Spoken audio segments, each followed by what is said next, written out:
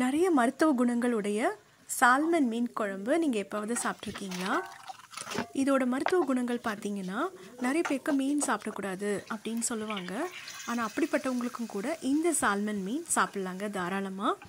இது டேம் மீன், இந்தியாவில் கிடைக்கிற மீன் கிடையாதுங்க. இது ஒரிஜினல் சால்மன் மீன். இந்த கலரில் தான் இருக்குங்க.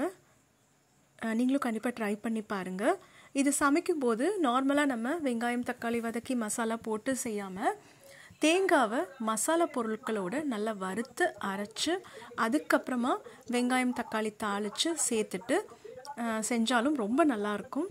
அதே மாதிரி ரசத்துக்கு போடுற புளியை விட கொடம்புளி, கேரளா புளி சேர்த்து செஞ்சாச்சுன்னா இதோட எல்லா மருத்துவ குணங்களும் நமக்கு அப்படியே கிடைக்குங்க. இந்த மீன் செய்யும்போது ஃப்ரை பண்ணாமல் குழம்பு செய்யும்போது தாங்க ரொம்ப நல்லாயிருக்கும். தேங்காய் எண்ணெயில் செஞ்சாலும் இது நல்லாவே வாசமாகவும் டேஸ்ட்டாக இருக்கும். நீங்களும் கண்டிப்பாக ட்ரை பண்ணுங்கள். எப்படி இருந்ததுன்னு கமெண்ட்ஸில் சொல்லுங்கள். தேங்க்யூ. கண்டிப்பாக சப்ஸ்கிரைப் பண்ணுங்கள்.